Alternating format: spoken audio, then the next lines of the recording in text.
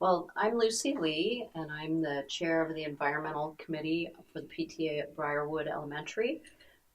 And I'm Nicole Emanuel, and I chair ArtSmart and Cultural Arts.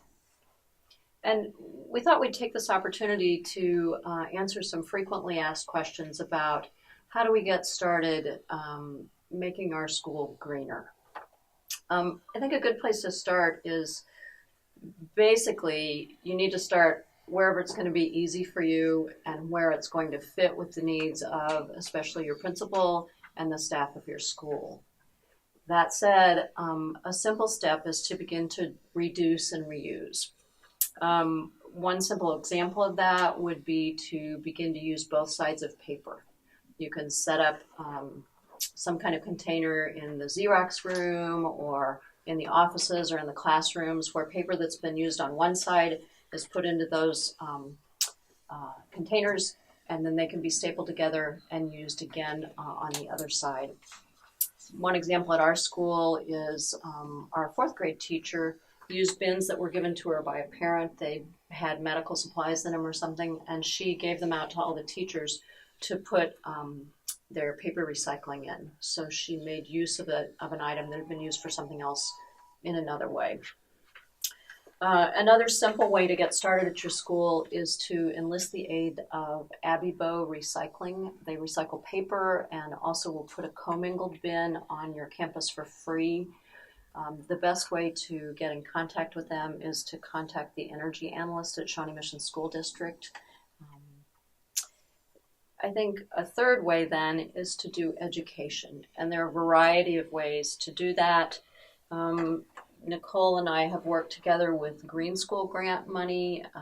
If you Google Green School grants, they provide grants for programming to do environmental education in a variety of ways, as well as to buy equipment to help with environmental programming. That usually funds PTA programming.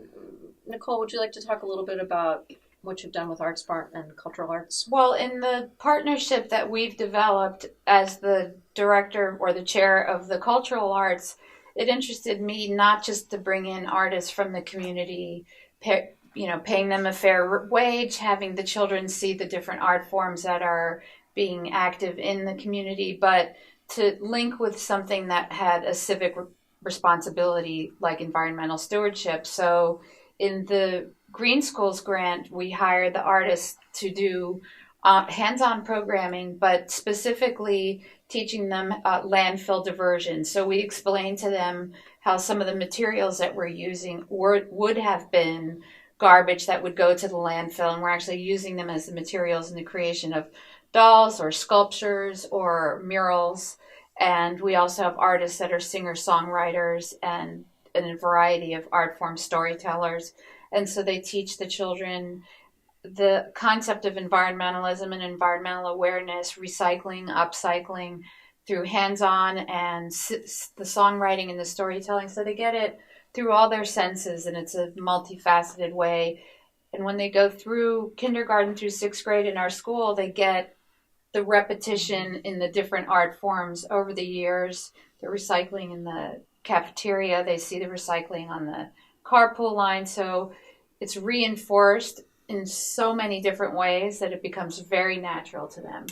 And I think this is a great place to get started because most PTAs already have a cultural arts or an ArtSmart program. And so you've got existing committee chairs. You don't need to come up with a new chair for an environmental committee. You can incorporate this programming into what's already existing.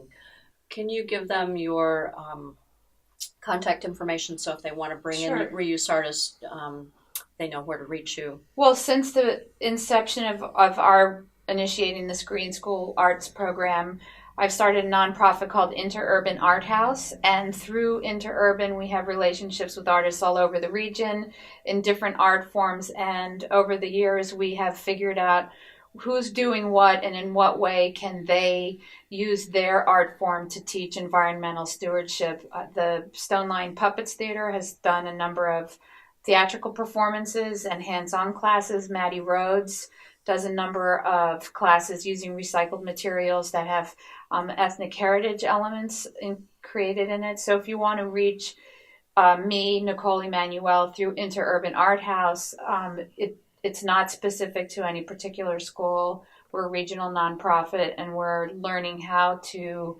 expand art education by leveraging funds for the green schools and the PTA to bring more cultural education into our public schools. Great.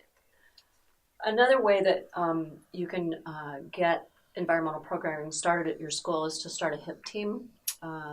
This originally started at Tomahawk Elementary. The HIP stands for Healthy Planet, and it's the I in Healthy Planet.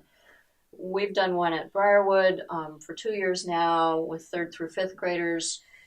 We focus on upcycling, recycling, reduction exercises. We'll have the kids have an applesauce in a plastic container for a snack, and then they rinse that container out and plant a seed in it to see how they do upcycling. Did the carpool awareness piece, didn't you, about turning your car off? We can do No Idle Zone as part of that group, or with your local Girl Scout troop that's affiliated with your school. So there are a number of ways to either start your own group or utilize groups that already exist affiliated with the school. Mm-hmm. You can also contact johnsoncounty.gov and ask for either Dr.Trashology, who will come in and do presentations for your classes, or for an entire assembly for free, talking about what is the landfill, why do we need to divert products from the items from the landfill. And there's also a Trashology 101, which is a whole curriculum that you can pick and choose from to utilize in your school.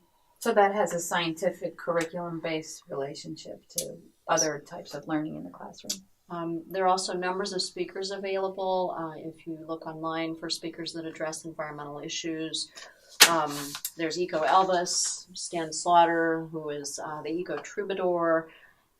Blue Valley Watershed Association will come in and help you do water testing if you have a stream near your school. So there are wonderful things you can do.